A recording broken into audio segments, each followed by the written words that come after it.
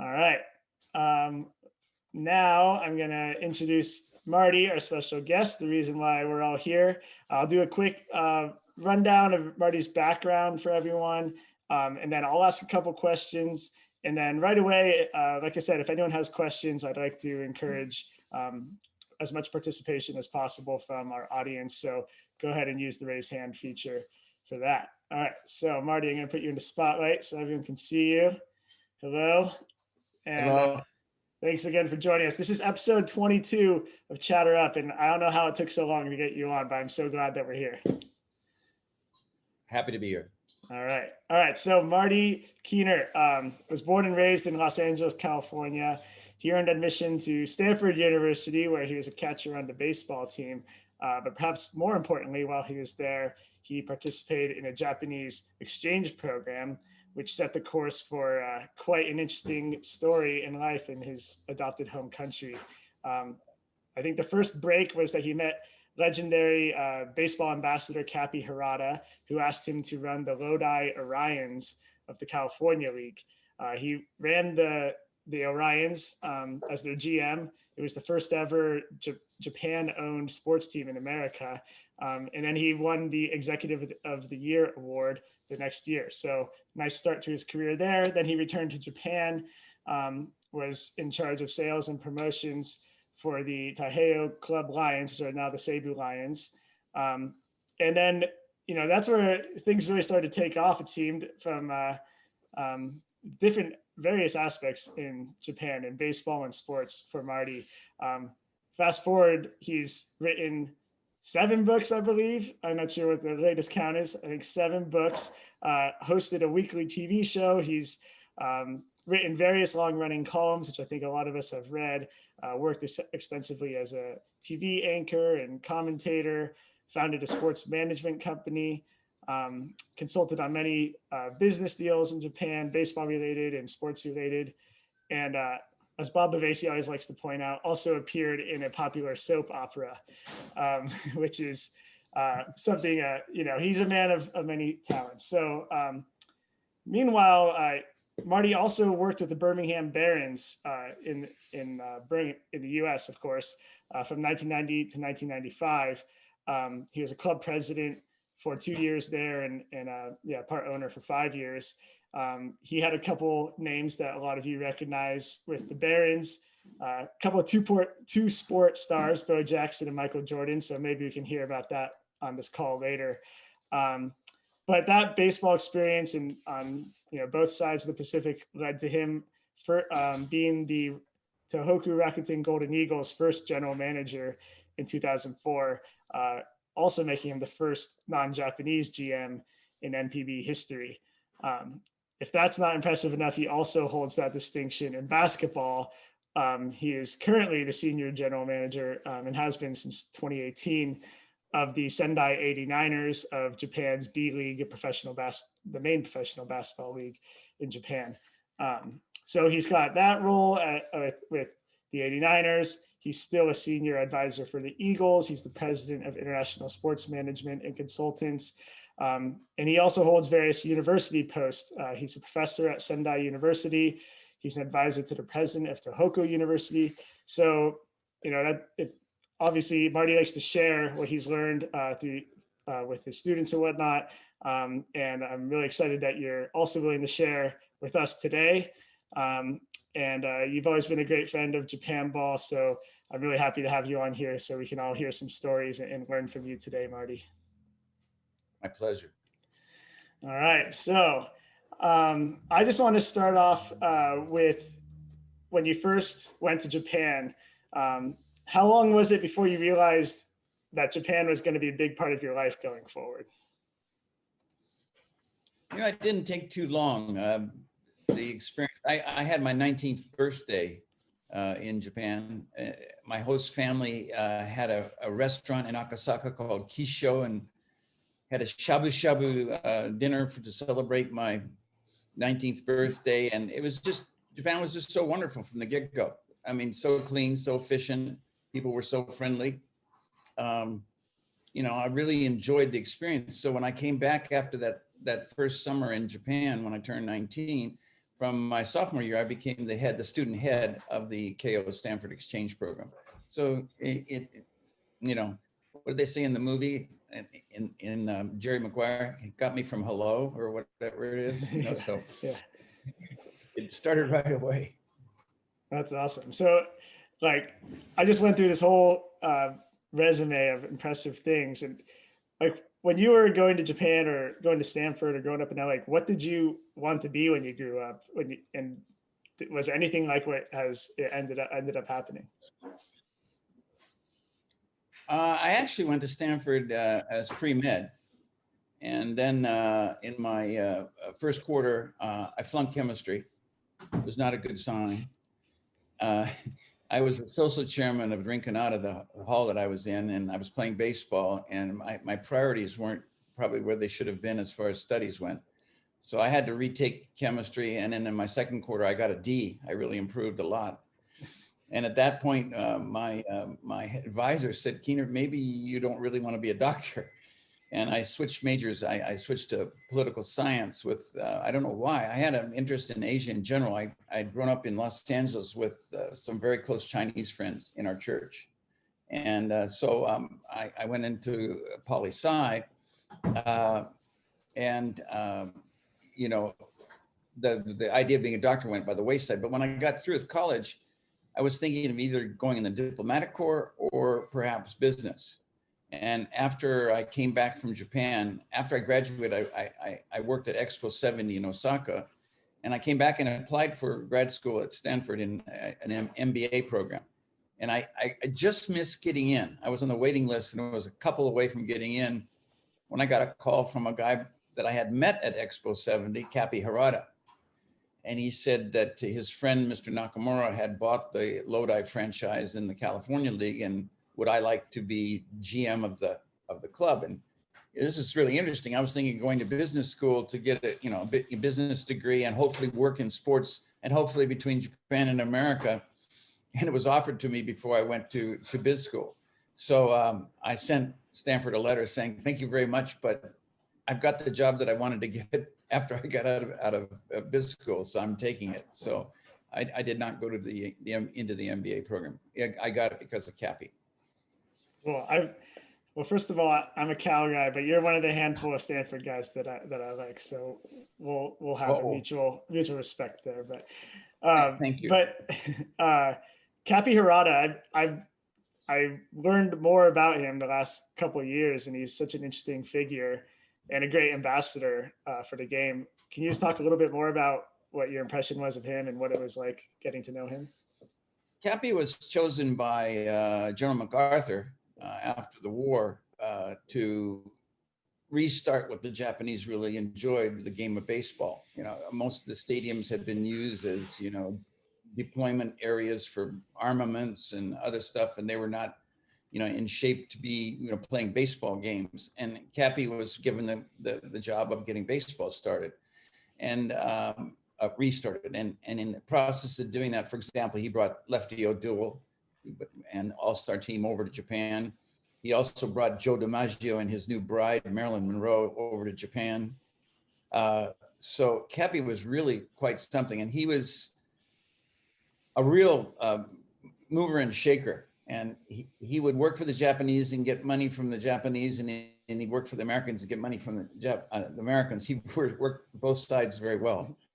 And he really knew how to get things done. I mean, the reason we became friends in 70, the San Francisco Giants came on the only spring. You're talking about the tours American clubs make to Japan.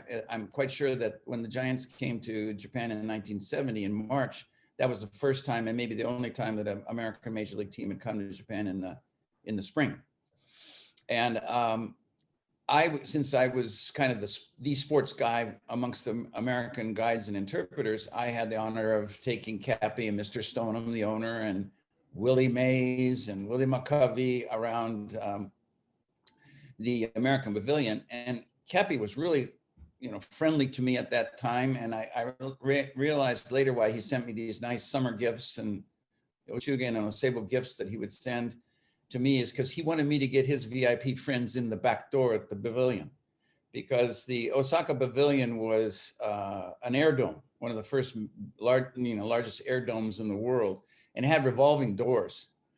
And the Japanese, a lot of people from the countryside had never seen a revolving door. So it was real tough. Some people get stuck in the doors, and it took them a long, long time to get in the pavilion. So the lines were up to 6 hours long sometimes. So having a VIP, backdoor pass to get in the American Pavilion was really, important. So Cappy knew that I was a valuable commodity for him. So he maintained very good contact and never forgot to send me those little gifts along the way to show me how much he appreciated me. That's awesome. You can see why he's good at getting things done. He knows how to work it. He was a master and really skillful at developing personal relationships and getting things done. And Cappy lived a good life because of it. Yeah. So how about when you returned to Japan to work for the Lions? Like, what was your initial impression of the baseball culture there, as far as the professional culture, and how was it adjusting for you? I mean, how did you, as an American, how did you kind of involve yourself into the culture there? Well, at the end of the second year, we had a good year. We won the Cal League championship, and I was executive of the year. But Cappy had promised Mr. Nakamura that we were going to be able to move up to AAA, which I think was a lot of smoke at the time. And I think Mr. Nakamura realized that after the end of the second year. And he said, he wasn't interested any longer in having a single A team in the United States. So we were pretty close, and he gave me an option. He said, you can have the team for, the losses that we've incurred. In the second year, we only had like $6,000 in the red. So you can have the team for that $6,000, or you can come to Japan and work for me and, the new team that I'm taking over in Fukuoka. And he was buying the Nishitetsu Lions and renamed them then the Taiho Club Lions.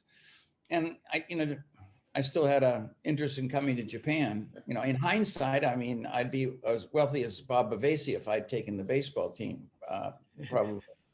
But anyhow, I opted to come to Japan, and I'd already been there. I'd been dealing with all the exchange students that were coming to Stanford, so I felt very comfortable with Japanese people and culture, and I knew a fair amount before I went. And I was thrown into it, and I had to learn on the run. But I'd been a GM for 2 years in the States, so I was able to bring in some new ideas. I did Japan's first real mascot. I bought an actual lion, so we had an actual lion at the Taiho Club Lions. That lion we named her. We had a naming contest. The name of the lion was Rara-chan. And Rara-chan spent its first 2 weeks in Fukuoka in my apartment. So it was an interesting time. Yeah. I got to hear more about this lion. How big was it? And was there any notable stories other than it living in your apartment? Well, it was about 2 months old when we bought it. I found it was easy to buy a lion, but difficult to get rid of one when they get larger.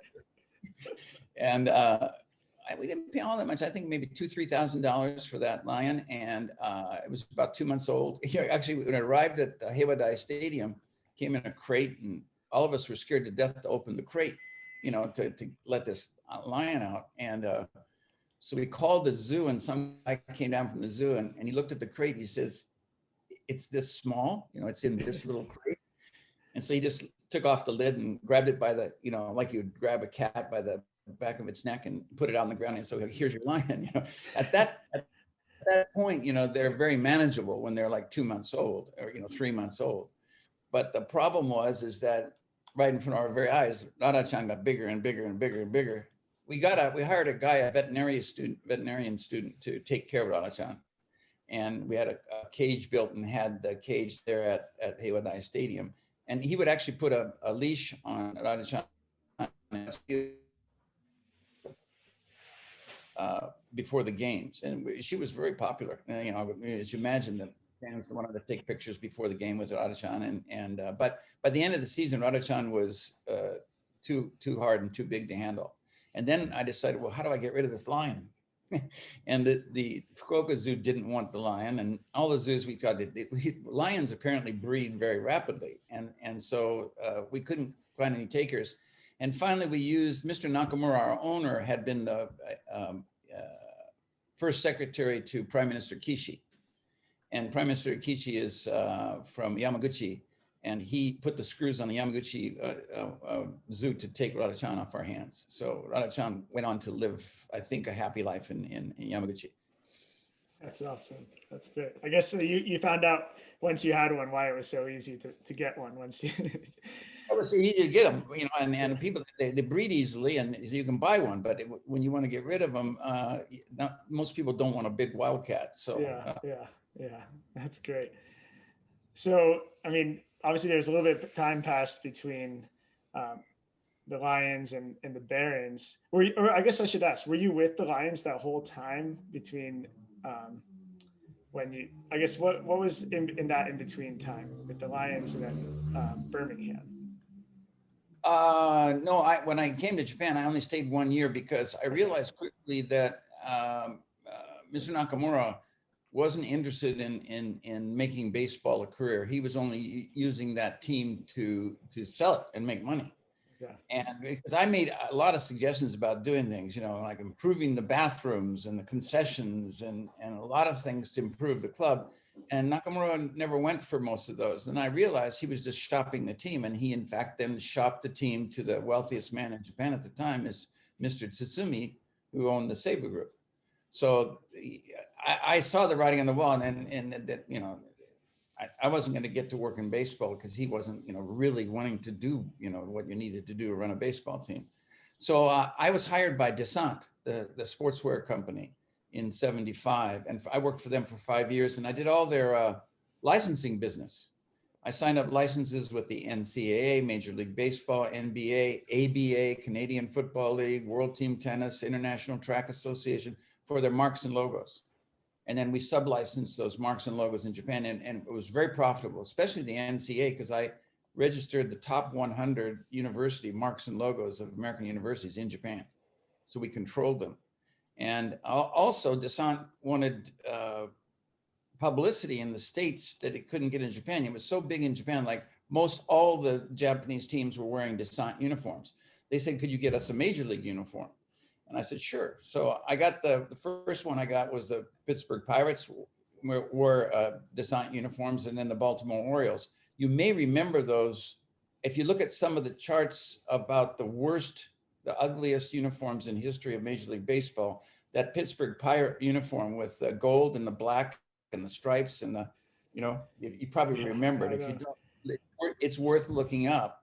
And I really created an uproar in Pittsburgh, a union town, because the union folks were not happy about the Pittsburgh Pirates wearing Japanese-made uniforms. So, but it worked well for, Descente got great publicity in Japan. And then I got the U.S. ski team and the U.S. speed skating team to wear Descente uniforms. Eric Heiden at Lake Placid had a big Descente across the, the hood of his racing suit. And then I got the U.S. volleyball team, men's and women's, to wear Descente volleyball uniforms. And so I did a lot of the uniform supplier jobs for Descente too. So that was a fun 5 years from '75 to '80. Got it. Okay, thanks, sir. I knew there was a little gap in there in the bio that I didn't have, but that sounds like an interesting time. So how about, before we get to Japan, I just want to talk quickly about Birmingham. Like, how did you get involved with their ownership group? Then you got to share something with us about Bo Jackson and MJ too. I wrote a number of books about Japanese baseball. I was after '80, I formed my own company, a consulting company, and I did broadcasting and writing, and wrote a couple of books. And one day I got a call from my buddy who I'd known since college, Gary Saji, who is the owner of Suntory.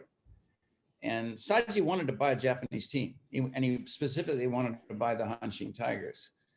And the Whales were considered too. And he said, what would you recommend to do if we want to buy a team? And I said, well, you got to work a lot of banks and you have to work the, the back rooms and so forth. But I said, if you really think you can buy a team and you want to prepare, I suggested you buy a minor league team in the States.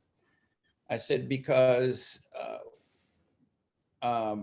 Japanese teams are always ripped off by the major league teams that sell them players that they think are such great players, guys that they tend to put on on waivers the next week for $25,000 is suddenly worth $500,000 or $1 million. So I said, if you become part of the baseball family in America, you're not going to get ripped off like you would be if you're just a guy from across the pond. And I said, also, you can have if you have a ball club in the States, you can have a place to train your coaches, trainers, send young players, and just have the all-around benefits of having a team in the States. And by the way, the franchise values are going way up right now. So Gary Saji said, well, what team would you recommend? So I went around the States and looked at all the teams that I thought were the best candidates. And I thought the Birmingham Barons were the best team to buy. So we bought the Barons. And then, I told him about all these benefits. And the interesting thing I often thought in my mind, if I could have told him, and in our very first year, the number 1 two-sport athlete in the history of America is going to play for our team, who would have believed it?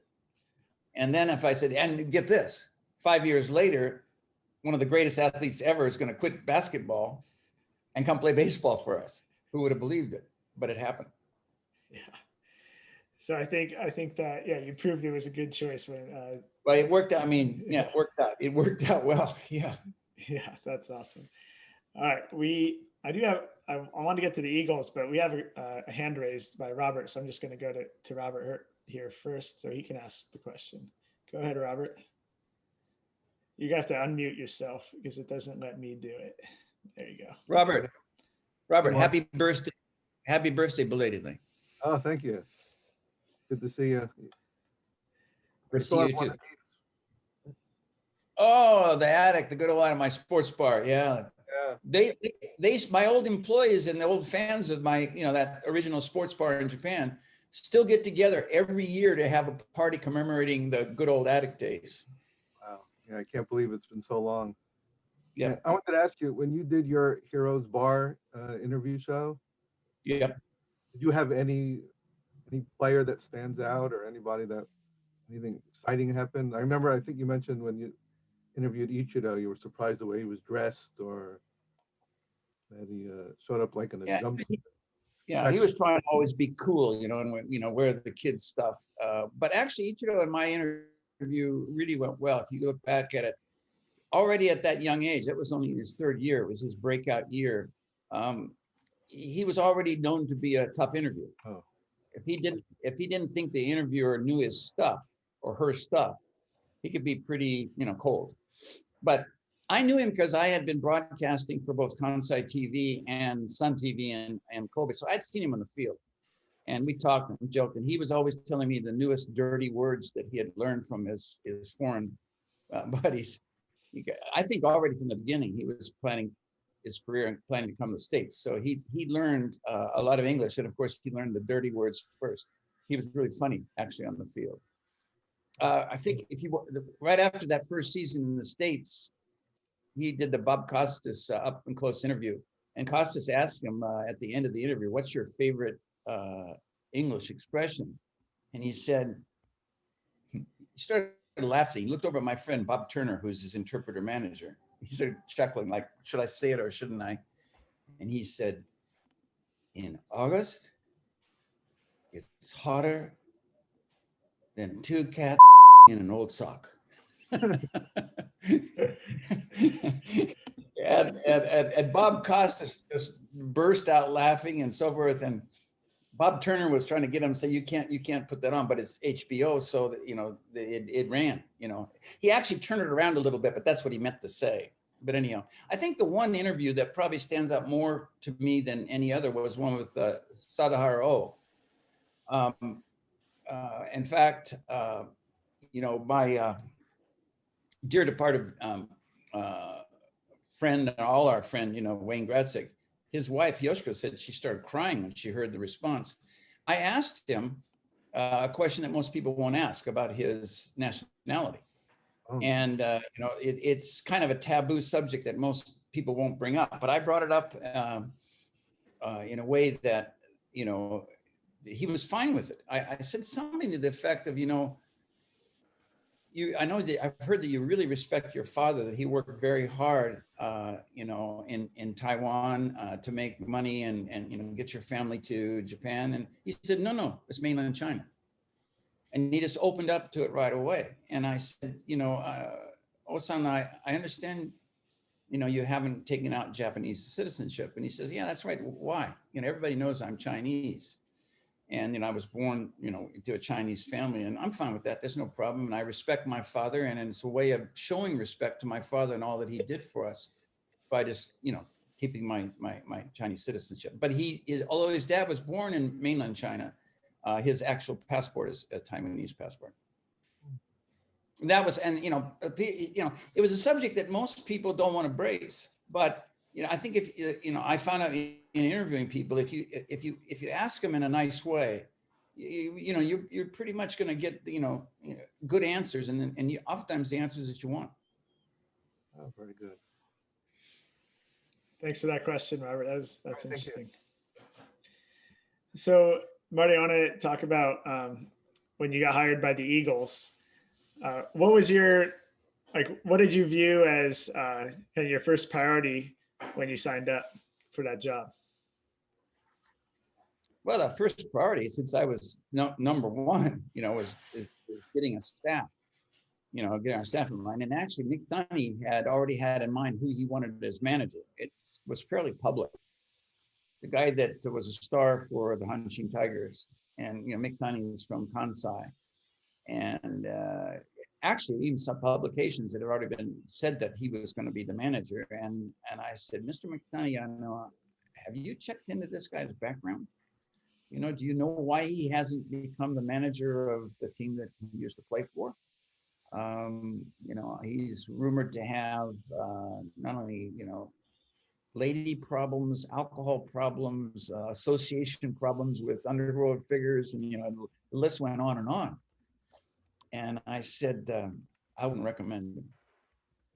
And so Mikitani did his due diligence then, and the next morning he says, "Okay, who do we sign?"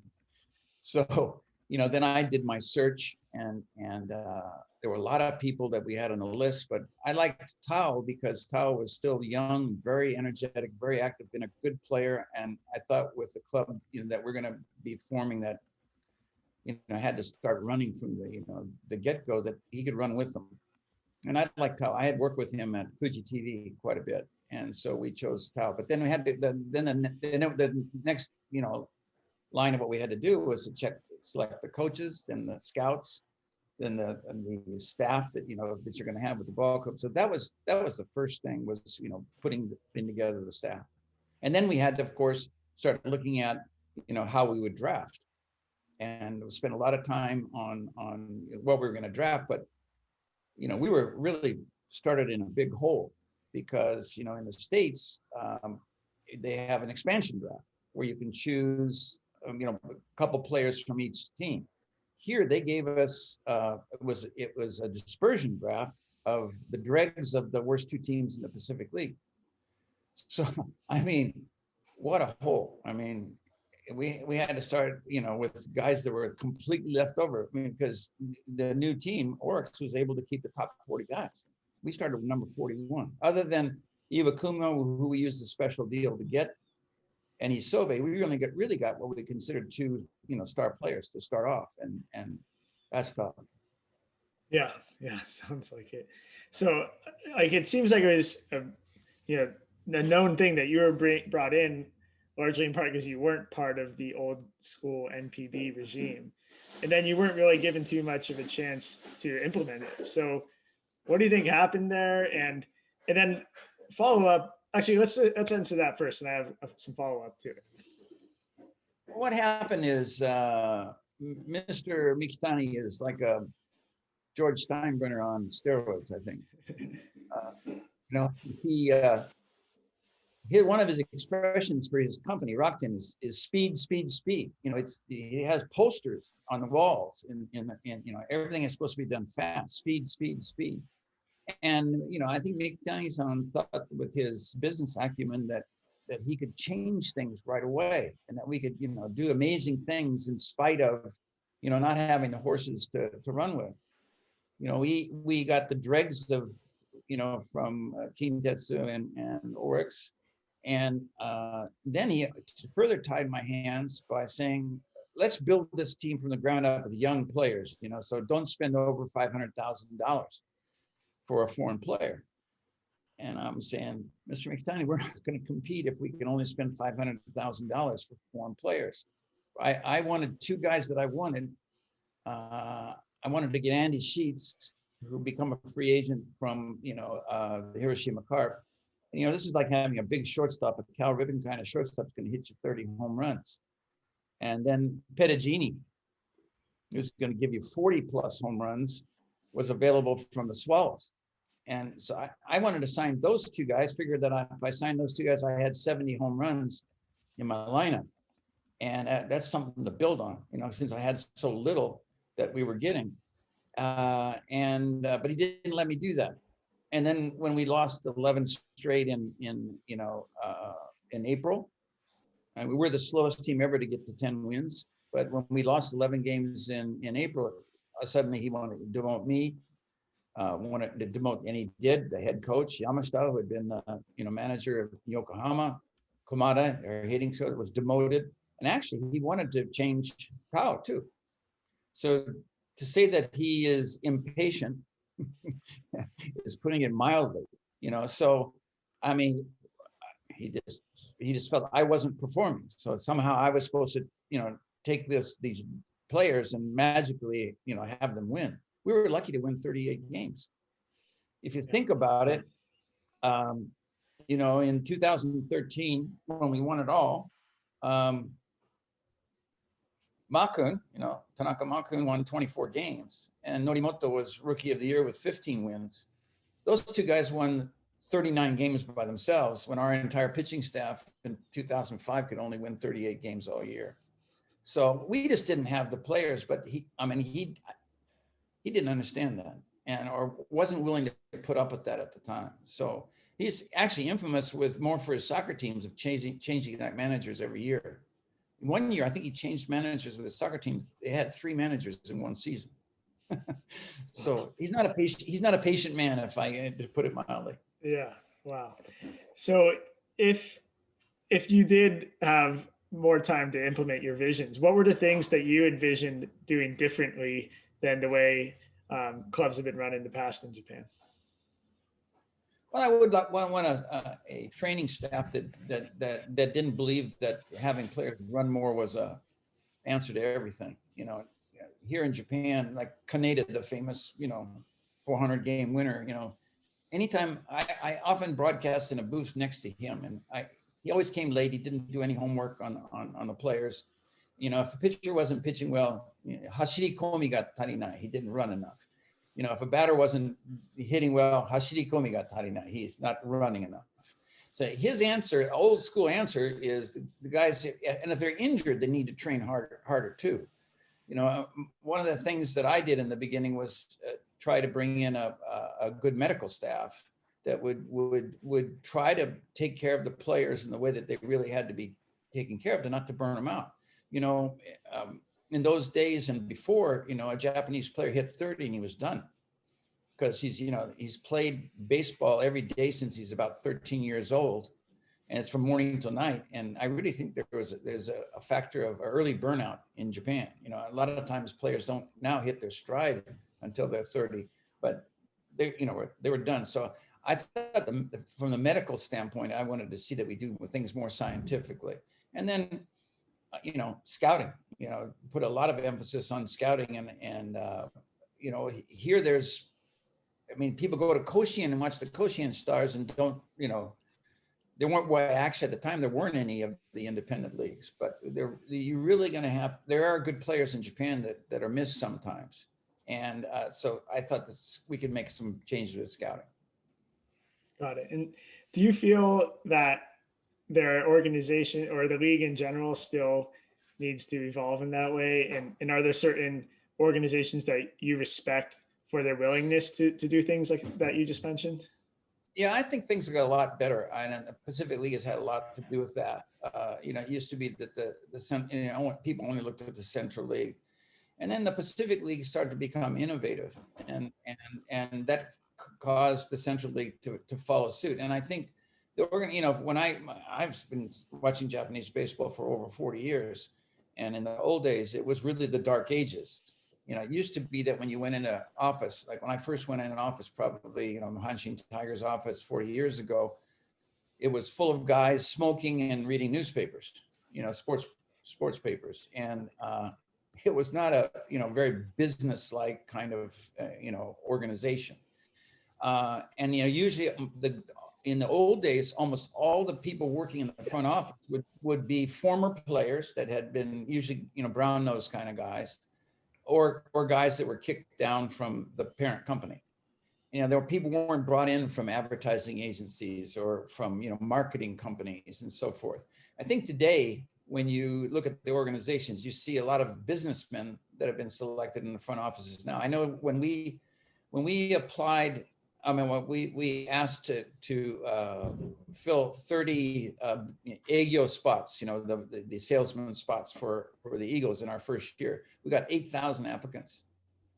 And these are guys from outside that weren't baseball guys. And we didn't choose many, what you would call baseball guys. We chose more of business people. So I think that the organizations have gotten much better. And you can see that actually it used to be that in Japanese baseball, only the Giants and Tigers, because of their long history, made money.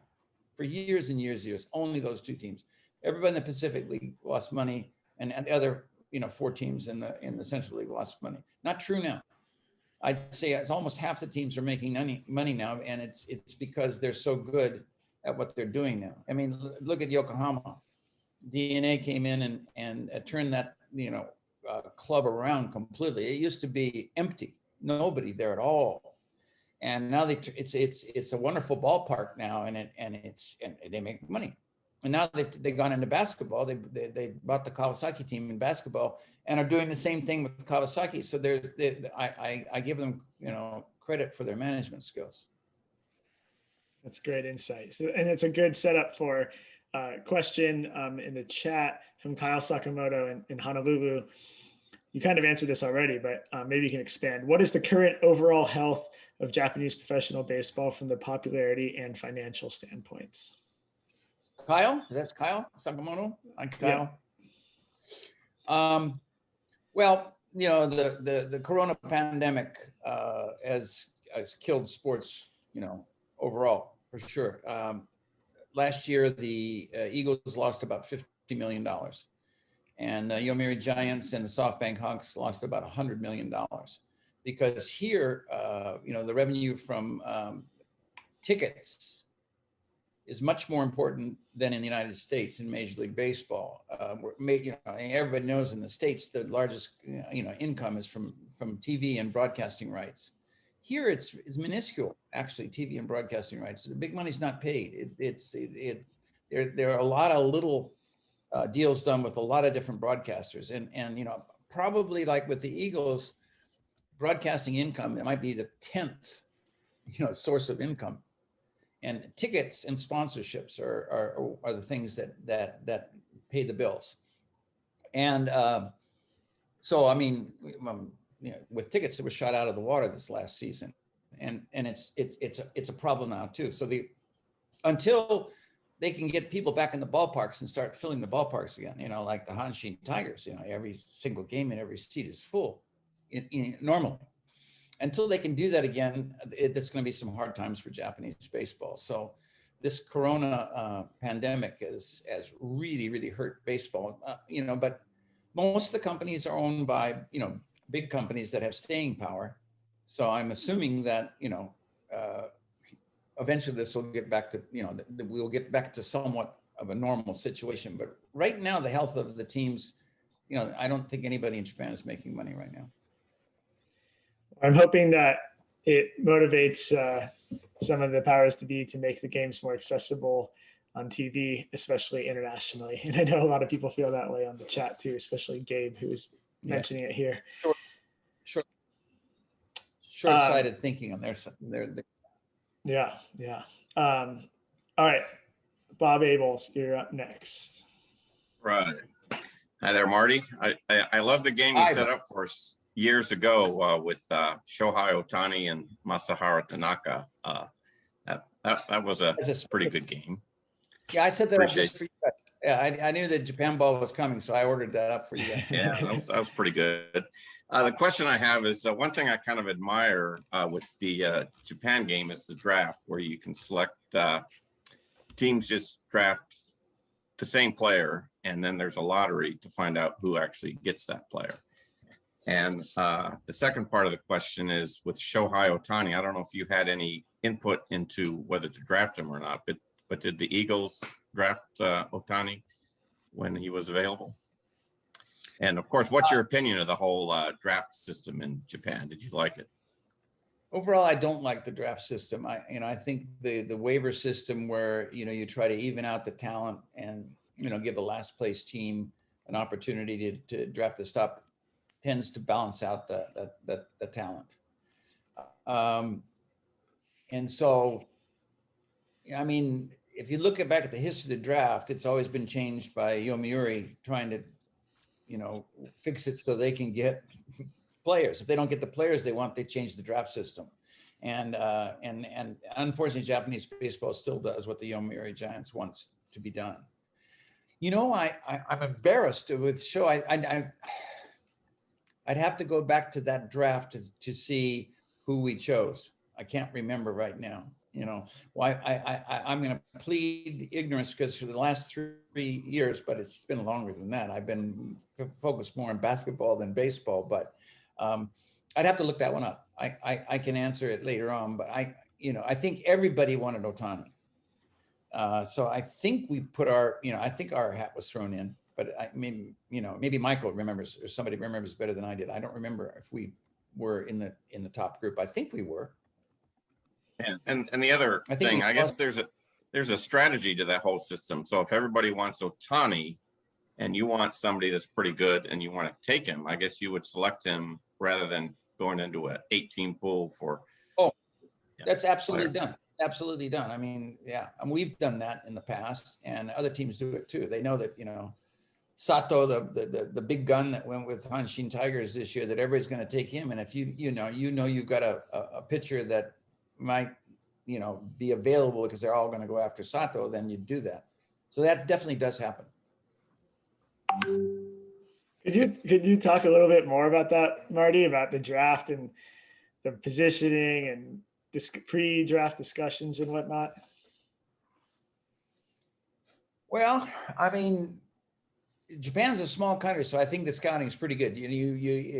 I said earlier that scouting is important, and some guys might slip through the cracks, but it doesn't happen in nearly as much in Japan as it does in the States, because the States is so huge, and there's a lot more players to cover, and here in Japan, it's very regimented, and so all the players for all the good schools, when they're going to play, and it's relatively easy to scout them. I think occasionally now the Dokuritsu League, the independent leagues are coming up with a couple ball players that have been missed, but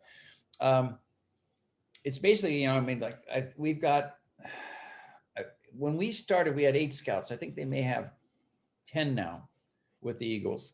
And those guys they break up the country into different sections, and each of those scouts has one area to cover. It's similar to the States, and he has to send in reports for every game that he does, and that's pooled. And they're using a lot more analytics now.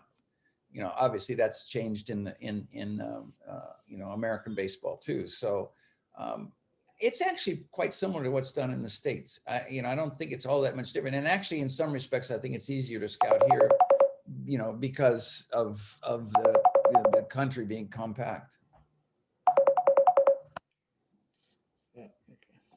Gabe says the Eagles picked Yudai Mori in the first round.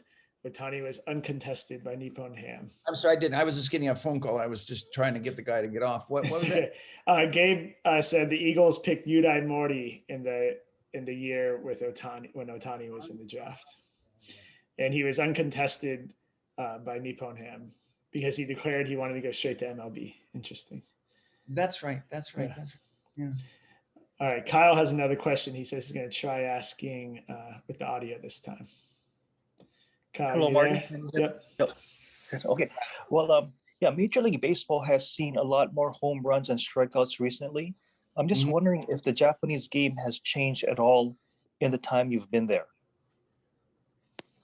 Yeah, I mean, what you're seeing right now, the boom or bust kind of situation. Just look at Sato Hiroaki with Hanshin, and he's doing the same thing. I mean, some old timers are complaining about him striking out so much, but most of the Hanshin fans love to see that ball sailing over the fence, and he's just amazing. But he's swinging very much like the big guns in the States do right now, too. So I think it has changed. There are some bigger kids here now, so that's changed because they're bigger and they know they can hit the ball in the ballpark. The smaller players are still pretty much punch and Judy kind of hitters because they know they can't hit the ball out of the ballpark. So it has changed a little, but I mean, you look at the size of the players in the States, they're monsters. But here and there you have a guy like a Sato that really is, I mean, just incredible. And he's built like a truck, and he's also got an attitude that just says, I'm a star. He just looks very content in his own skin. And here and there you see players like that. Nakata with Nippon Ham Fighters is that kind of player too. You've got usually one or two guys like that, but in the States, you've got 8 guys in the lineup sometimes like that. So I think I have seen things change, but the approach is still pretty much the same. Usually if the guy gets on, they're gonna butt him over, and some habits die slowly. Thanks for that question, Kyle. And Bob, thanks for your question before. Yumi, you're up next. Hi. Hi, Yumi. Hi. Because I'm a big Yankee fan, and Masahiro Tanaka came from Rakuten to Yankees. But then I noticed that some of the Yankee players who are could be the big league and minor league, back and forth, those kind of players, and Andrew Jones went to Rakuten. So we're kind of talking about, is there any connection between Rakuten and the Yankees? Because some players in the past, especially Yomiuri Giants, the team sent some players as a exchange student program, and the players go to the Yankees to learn an American League or whatever. But that's just a short time, a short period of time. But the trade, Mark, came to US, and Andrew Jones and a couple other players I noticed that went to Rakuten. They are Yankee players because I remember their names. So maybe you cannot really say that, but is there any connection between the Yankees and Rakuten? Since I haven't been on the inside very much for the last 3 years, I'm not sure. But here and there, the Eagles, like most clubs, have signed, working relationship agreements with clubs. I know we've had one in the past with the Texas Rangers. We also had the San Diego Padres. It wouldn't surprise me if we haven't done something with the Yankees. But usually those agreements are more for, as you're saying, okay, your people are welcome to come to spring training. You can send over, coaches to learn how to coach with our team. But you can't force the players to go from one team to another because of the current, agreement that we have between the United States and America. Come on, I'm sorry about this. Here's an agent trying to sell me a basketball player, and I know what he's trying to do. And also like not just the players, also that the staff members from like the Giants or like some kind of if it's school, it's like an exchange the program that the Yankees for the longest time had at least for 30 years had an agreement with the Nippon Fighters. Okay. I actually wrote about it that I felt it wasn't doing them any good because the Yankees would just pass off players they didn't want anymore to the fighters, and those guys weren't successful. Usually.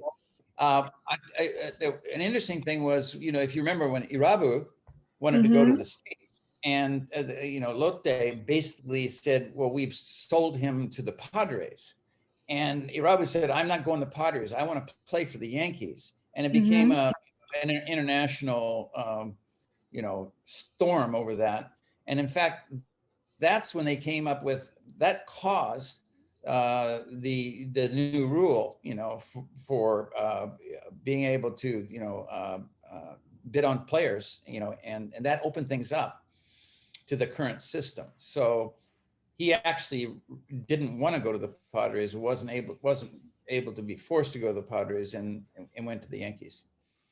So I think Actually, I was at his first game at the Yankee Stadium. I didn't know who was Irabu because I'm not a Hanshin fan, because there was no internet. I don't know anything, but my coworkers from the Hanshin Tigers were, the let's go to Yankees, because the guy from Hanshin Tigers with the Yankees, and then he's gonna pitch. Let's go. So I just went, and I saw his the first game of the Yankees, and then Irabu pitched. So. It's a minor thing. He didn't come from Hanshin, though. He came from Chiba Lotte. He came from the Marines. Oh, but anyhow, I didn't know that. Okay. Wow. And at that game, you didn't see him spit at the fans. That came a few games later. No. I think his first game, he won. He did well in his first couple of games, but later when the people started booing him, he wasn't very happy about that. No.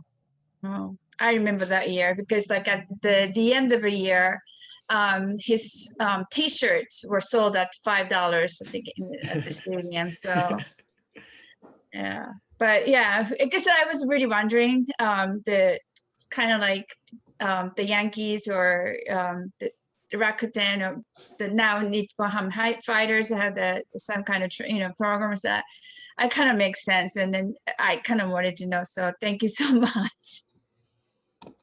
Currently with the Nippon Fighters, Yoshimura, their general manager, went to Detroit and worked in the front office, and now former GM of the Detroit Tigers is now in his retirement working. So there are relationships. Definitely, there are relationships.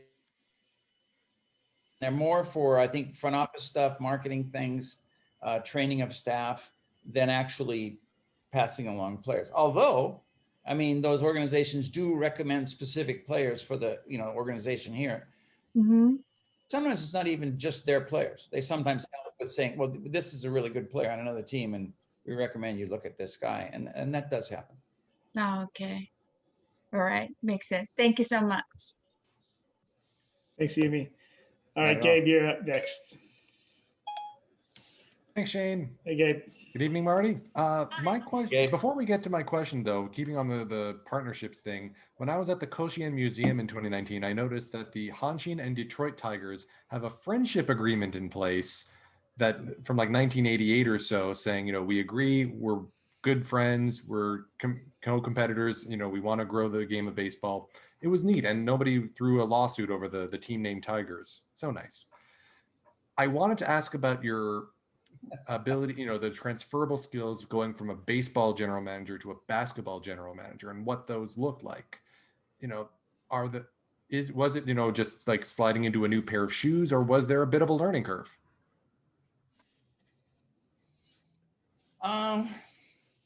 There is a little bit of a learning curve. Much of it's similar, but I found out that your personnel decisions in basketball are really a lot more important in many respects than your personnel decisions in baseball, because you got so fewer spots to fill. We will only sign 12 or 13 players for our basketball team, whereas with the baseball team you sign a minimum of 70. And you've got some room to grow players, to make mistakes, and it's not going to hurt you, kill you. But in basketball, you make a mistake or two, you only have 5 guys in the courts can kill you. We just, with this past season, we were in the running, we made the playoffs, but before the playoffs, we lost our number 1 point getter, LeBron Nash, old Oklahoma State star, and that hurt us in the playoffs. And so just one player can make a huge difference in basketball, and certainly 2. And usually you're not going to have that much of an impact in baseball. And it just showed all the more importance about trying to make the right decisions. But making the right decisions, it's a shot in the dark sometimes in basketball too, like in baseball. You just don't know who's going to be successful over here necessarily. You can see the stats in the States, and you can have everybody in the world tell you, oh, that guy's going to be great in Japan, and you can have the guy come and he's not. And just so many unknowns. You don't know what's going to happen until the actual situation. But yeah, it's a lot similar. But I think there's more pressure on making sure you make the right decisions on personnel. If I may tweak some baseball fans' noses, there's an excellent comparison. If you have 2 generational talents and a bunch of bums on a basketball team, you have a championship contender. If you have 2 generational talents on a baseball team and a bunch of bums, you have the Los Angeles Angels. Thanks for answering the question, Marty. Thanks for that, Gabe. I was curious. I wanted to ask about that too. And you mentioned how, of course, you can't, you can know all the stats and the talent, but you don't know if he's going to succeed. Is there something different between basketball players and baseball players who are import players in Japan, and what makes them succeed as far as off the field or off the court? Or is it the same traits that lead to someone who transitions well? Yeah, I've heard many of your other, respondents to this question, and it is really all about character. I had an agent push a really good player last year, right away I did my due diligence and read all I could about that player, and then I found out that he had been arrested, not long ago for domestic violence, and it was a pretty public case, and I discussed with our owner. He said right away, we don't want a guy like that in our organization. We had another guy we looked at last year, again, a really good player, and he was playing in Israel, and he spit on a referee. And again, we decided, well, I knew Robbie Alomar, who's spit on a major league umpire, and Robbie Alomar is a terrific guy, but nevertheless, when you do something like that, that mistake stays with you for the rest of your career. So we really look for character and how good the guys are, and we did that in baseball too. And like our 2 guys that we had here that were with us at the end of the season, Danny Miller, who was out of Georgia Tech, and Eric Jacobson, who is out of Arizona State, both first-class people, not just really great players. So when we talk to people about them, what kind of guys are they? It's always a question to ask, because we can see the stats and we can see the videos of how they play, but you need to talk to the people, know them as people, to find out about their characters. And I think that's no different for me in baseball than it is now in basketball. Yeah, got it. Thank you. All right, Margaret, going to you. Marty. Hey, Margaret.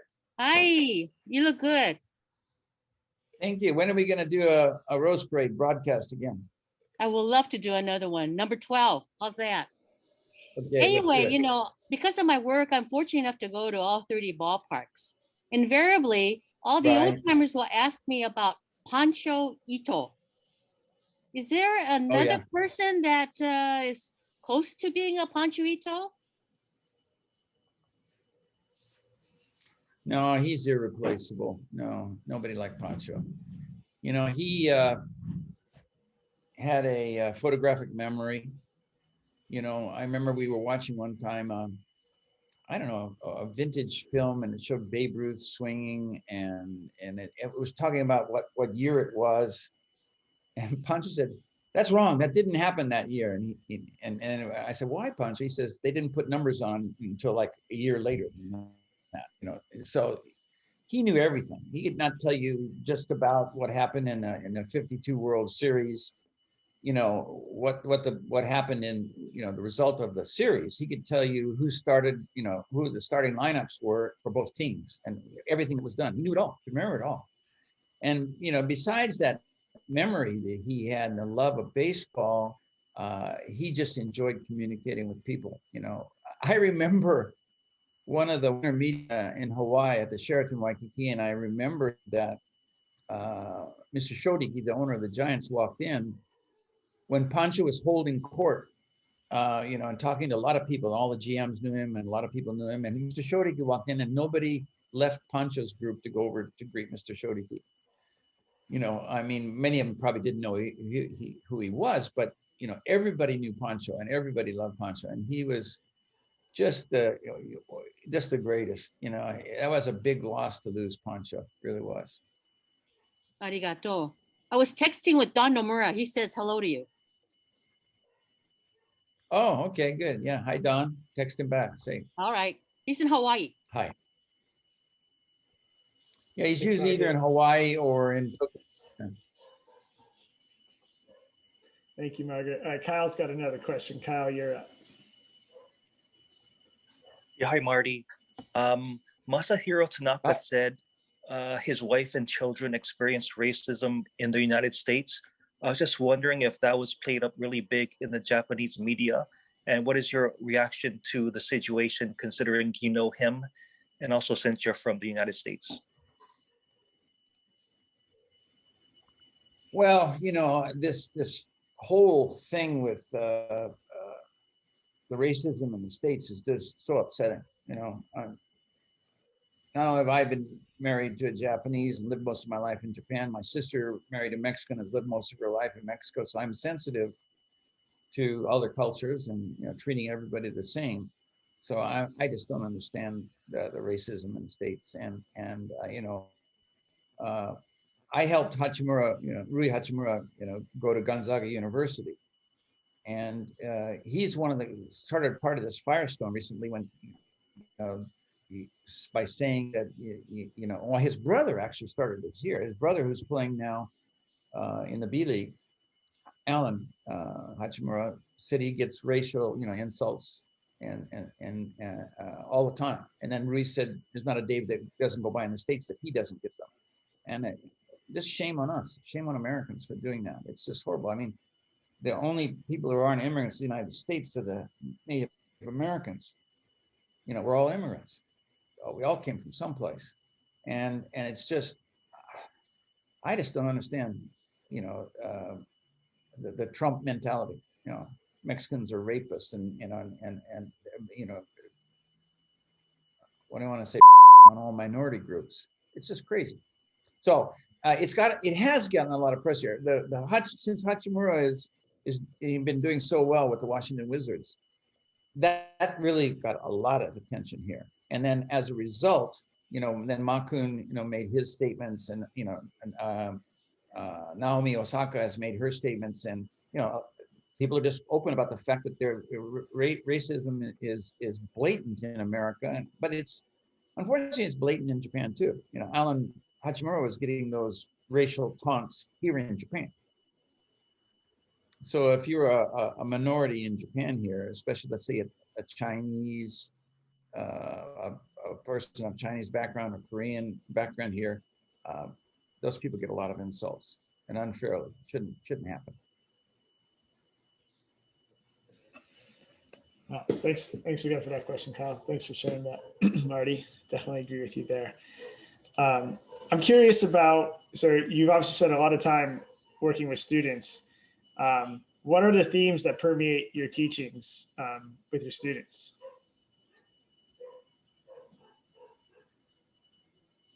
Well, I try to, with my classes, I try to have them understand the cultural differences between, let's say, American society and Japanese society through sports. Actually, if the next time I have the opportunity, I will use what was it, Emma Yamazaki, is it? Her Koshien. It's Emma, right? Yeah. Yeah. And until now, I've been showing my students. One of the things is a friend of mine, Alex Shearer, did a thing on just called Koshien, which came out probably almost 15 years ago now. And I show them that thing. If you guys haven't seen it, I think you could probably pull it up and take a look at it. Emma's piece was fantastic. I think she spent more detail, more cinematic, in a way than Alex's piece. But the Koshien one that he did was really good. And it just shows the passion and the dedication of baseball players. Mom's getting up at 4 a.m. to make the bento. The kid can get out in the morning and have morning practice, and going all day long and practicing until the wee hours, and doing that almost 365 days a year. And I show the students that kind of thing and say, this is not just baseball. This is all sport in Japan is run this way. If you're on a soccer team, it's going to be the same. If you're on a rugby team, it's going to be the same. For the top teams, there's no difference. And so I try to point out in all my classes the cultural differences. I say, I would say, okay, when we're going to go to a game tonight, we're going to see the Eagles play. A lot of the guys on the Eagles will have been drafted by the Eagles and will stay with the Eagles until the end of their career, and that's over.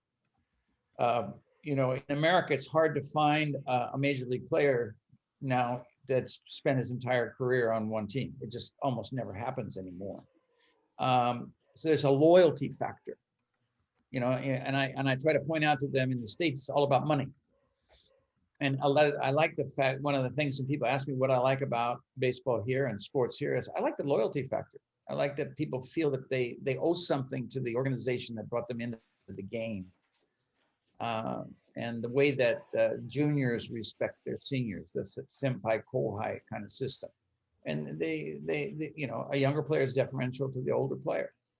And I don't think you see a lot of that in the States. A little, but not a lot.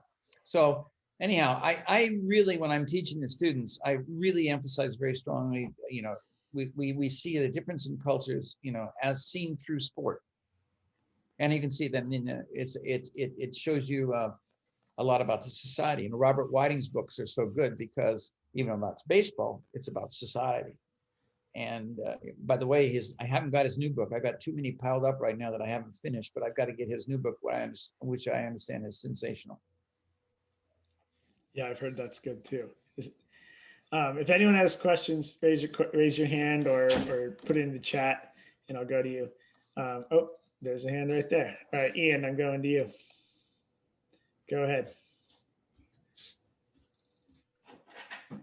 Hi, Marty. I remember from a Jim Allen chat that the Eagles did not draft you Darvish, and I was wondering if you could talk more about that, and that Bobby Valentine has talked a lot about having a better minor league system in Japan with more teams, and I was wondering if you agreed with that, and if you do, what changes you would make. Both very good points. You bring up my biggest embarrassment as a general manager. At the end of 2004, when we were trying to decide who we're draft, we had this choice. We were going to say, do we draft the #1 college pitcher in the country who we think can step in and play for us right away, who was Ichiba, pitching for Meiji University, or do we pick up this young, wild kid pitching for Tohoku High School by the name of Yu Darvish? And unfortunately, Yu had a kind of a bad reputation, and he was so good that he would blow off practices, and go to the pachinko parlor and smoke, and do things that didn't help his reputation much. And yet he as a talent, he was clearly better than Ichiba. But we chose the guy that we thought was more solid, and that could help us right away. So we chose Ichiba, who right after we signed him called me up the next day and said, my girlfriend's pregnant. Yeah, it was not a good start to things, but anyhow, and then he also lost his first 9 games. He didn't win a game until September. So, and Darvish in his first year won 5 right away when he was only 18. So, I often think about if we'd had Darvish, Iwakuma, and Tanaka all on the same pitching staff, how unbeatable we would have been. But you make, as the general manager, you make some good decisions and you make some bad ones. Another thing, I picked Yamazaki, Takeshi Yamazaki off the garbage pile. Oryx said that he had nothing left in the tank and he was 36 and he can't play anymore. And actually Don Nomura represented him, and Don begged me to take him and let us sign him for a huge drop he was like, I'm making $1.3 million, and we signed him for like 500,000. And then 3 years later, he won the home run title and the RBA title, and he was our power for the first 6, 7, 8 years of the team. So anyhow, you make some decisions, you make some bad ones. The one with Darvish, if I had to do it over, I guess what I would have done. But then on the other thing, Bobby was very vocal about, wanting to see a third tier of minor leagues, not just the Nigun, but Sangun. And I was in total agreement. Bobby and I always didn't agree about everything, but in that subject, we definitely agreed. And right now, the moneyed teams, SoftBank and Yomiuri, they do have a third team, and then that third team plays against colleges and the independent league teams, and against themselves or against their second team. I think Japan would be well served by having a third tier. I think they should do it. But right now, teams are not making money, so I certainly don't think they'll make that move now. But down the road, I really think they should. Yeah, I agree too. You more players you have, the more people who want to play baseball. And sorry for bringing up the Darvish story. I just big fan of Darvish. No, that's okay. I watched him pitch yesterday. I said, Jesus, we could have had that guy. But anyhow, no one's perfect, right? Thanks, Ian. All right, Patrick, aka John Prine, you're up next. Hey, Marty, just a quick question. I know we're almost out of time. With this Naomi Osaka media controversy recently, my question to you was, from your GM days in Rakuten all the way to now, how did the Japanese media treat you as the first foreign manager and throughout your career? And the second part is, would you say the Japanese media, sports media, is tougher than American media in interviewing sports personalities? First part of your question, I remember that since I was a foreigner, like when I joined the front office of the Tohoku Lions in 1974, that all the media wanted to talk to me, and I was not top on the totem pole of executives. And it actually caused friction in the front office. The general manager, president weren't happy that people wanted to get answers from me and not from them. And I actually had to start asking the media, tell them that that's not an appropriate question for me. You need to talk to the president, or you need to talk to the GM, So I had to be sensitive about that. I think if anything, if you're a foreigner here, the media wants you all the more. They find it, the differences in culture and how you're adapting and what kind of Japanese food you like, that's a big deal. So that the media here is very interested in foreign players. And let's see, what was the other one? The second one you said, what was your second part? The second part of the question? Comparing the Japanese sports media to American sports media. Yeah. I'd say they're much tougher here because, there's the national sports newspapers, whether 6 or 7 of them, and they don't have that paper in the United States, and these guys have to come up with a new story every day. So they just cover the players like hawks. One of the interesting stories you guys would probably find amusing is that Randy Bass, came home to his home in Kobe one day, and he opens the door, and there's a photographer standing on the top of his steps taking pictures in his house, you know, and there's a lot of pressure on them to come up with stories.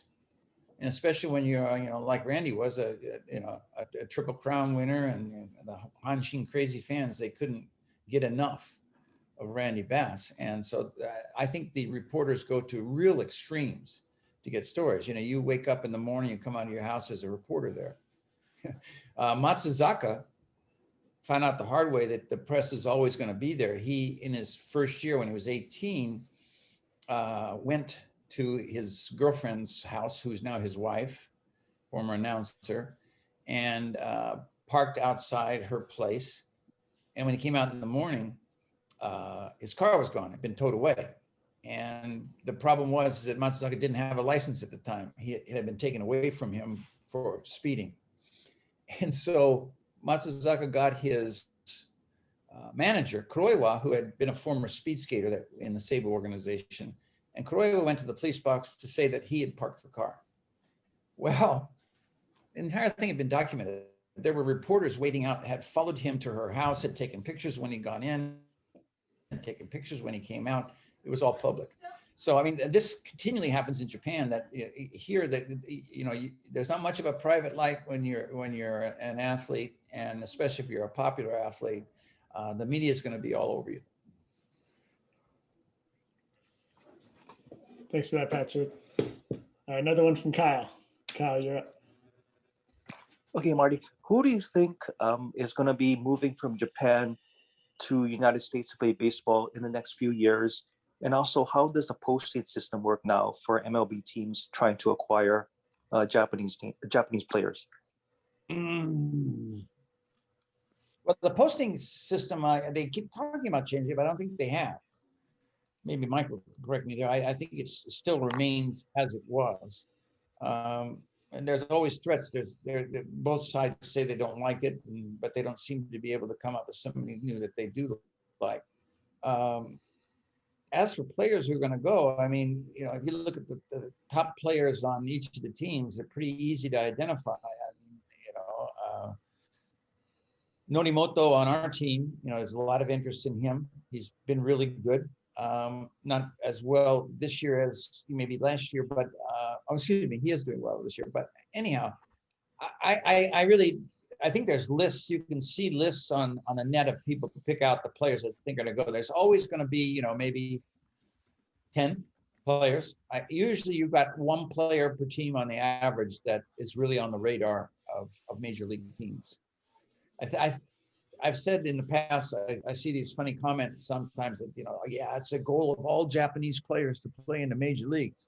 And that's totally false, because 70-80% of the players know that they couldn't play there. Now, of the players that know that they could probably play, I think that they would have a good chance. The majority of those players, you know, would like to have a chance to go. But, you know, anyhow, I need to go through the rosters, and I can pick out and even send you an email later on who I think the guys that have the best chance of going are. But I can't give you a complete list on that right now. All right, thanks, Kyle. We got two more hands raised. We'll try to get through these here. Yuriko, you're up. Hi, Marty. Yuriko. One of these days, you and I will actually get to meet, but I would love to talk to you at some time. But I'm just curious, since you've been doing this for a while, like, what do you see as like the difference between like when you were first working in Japanese baseball to in terms of like foreign players coming in and stuff, like what sort of has changed the most from then to now? Well, the biggest changes is the number. You know, when I started over 4 years, there's only 2 players per team. I used to know all the players that were here and know all their names. Now, you know, like that question a moment ago, I get stumped when asked about players' names because there's so many of them. But about guys, you know, I mean, teams have anywhere from probably a minimum of most organization of 5 and a max of maybe 8, even 9 sometimes. And you know, I was just looking, you know, through our rosters over the last 16 years for the Eagles, and I can't even remember a couple of guys on the list. They were here for such a short period of time. So one of the changes the big change is the sheer numbers, that you can have 4 on the first team and unlimited on the farm team. So, and some organizations that are wealthy take advantage of it, especially like SoftBank or the Yomiuri Giants. I think that the scouting of foreign players has gotten better. I remember that some years ago, it's probably 30 years ago, the Hanshin Tigers had a Latin player show up at the airport in Osaka, and he came off the plane on crutches. They had signed him and didn't know that he had just had a major, injury.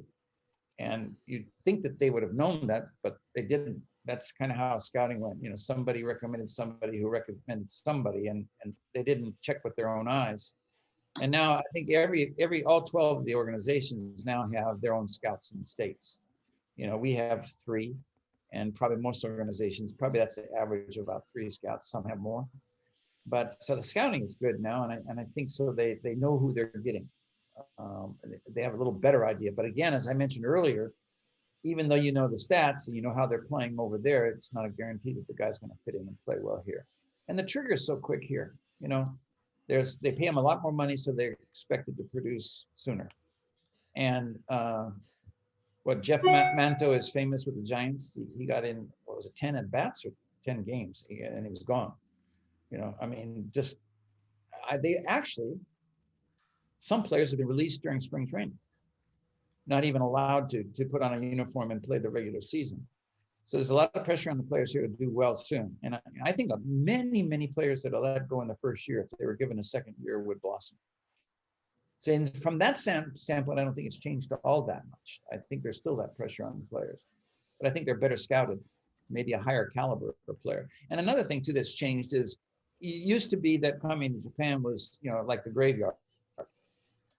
And players and their agents in the States don't look at it that way anymore at all, because they know that a player can come here and go back, and sometimes even have a great career going back. And it used to be that it was the end of the line when he came over here. Either a guy that was not going to make it, was there sure he was not going to make it in the States, so he came over, or the guy was at the very end of his career and came over. That has changed.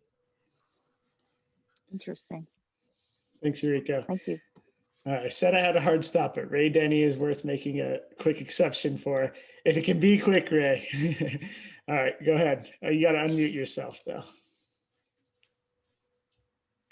There you go. Okay, hey, first and foremost, hey, Marty, thanks to you, Jeff, Joyce, Live and Good, the trainer up at Rakuten, and Brandon Dixon for an excellent weekend last weekend. Had a great time being with you again. It was a great opportunity. And the Bay Stars automatically became Rakuten fans because they were playing the Hawks. Marty, going down to the ball field in post game, you and I have talked about this in the past. For the audience, okay, what's your feelings about having a heroes interview on the field when you're the host team and your team has just lost the game? Okay, and now the heroes interview is actually based on the winning team, which is the visitors. A little bit for the audience. Yeah, I don't care for it. If I could make a change, I would get rid of that. There's a number of things that this Japanese sense of fair play comes into play. In the seventh inning, in the top of the seventh inning, they play the song of of the opposing team. They call it the lucky seven. And I've always said, well, why are you going to wish the opponent's luck? You want them to fail miserably. You don't want them to have a lucky inning or a lucky game. So that's, again, this concept of fairness, But if you see it, if you looked at Emma Yamazaki's film or Koshien, with high school baseball, when you lose, you bow, you take off your hats, you honor the other side, and so forth. So there's a cuteness, there's a niceness to that this is done. But personally, if I made a decision, I want it all to be for my team. I'm not going to want to wish the other team any kind of luck or give them any praise.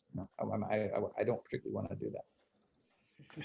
Well, again, I thank you for your friendship over the years, And congratulations, Rock 10. Thanks to the Bay Stars this past week. Rock 10 is now in sole possession of first place because the Hawks are on the downhill. So thanks again, Marty. Great friendships. Love to the family. Okay, thanks, Ray. Likewise. Thanks, Ray. All right, so that is a wrap. Marty, thanks so much for joining us. Like I said, I'm glad that we were able to do this. It's been a long time coming, and thanks for your friendship to JapanBall over the years, and thanks for everything you've done to promote friendship through baseball. And we look forward to continuing to see, rooting for the 89ers and seeing what else you got. I'm sure you got plenty more ahead of you. And your story, there's plenty more to it. So really looking forward to that. Look forward to your trips to Japan when you can resume them. I hope it's soon. Yeah, me too. Maybe Ray can sneak us in through the luggage or something and ship to the base. We got to find a way in. But yeah, looking forward to seeing you in person, hopefully. And thank you everyone for joining us. Great to see some new faces and some familiar ones. Marty, you got a good crowd here. It's been trickling down a little bit because the world's opening back up, but you just kicked our audience participation numbers way back up. So I appreciate that. Well, if anybody couldn't get their question in, they want to send me an email, I'll be happy to answer. Great. Yeah. And if my email is shane@japanball.com. So I'd be happy to put you in touch with Marty, or if you have any questions for me, then please shoot me a note. But once again, thank you, everyone. Have a good weekend. I have to sign off, so I'm going to close the call now. But I appreciate you all joining, and thanks, Marty. My pleasure. Bye, everyone. Thank you for tuning in to this episode of JapanBall's Chatter Up. For more content like this and other videos related to international baseball, please subscribe to our YouTube channel. And to learn more about our international baseball tours and everything else JapanBall has to offer, check out japanball.com and sign up for our newsletter there. Thank you, and I'll see you at the ballpark.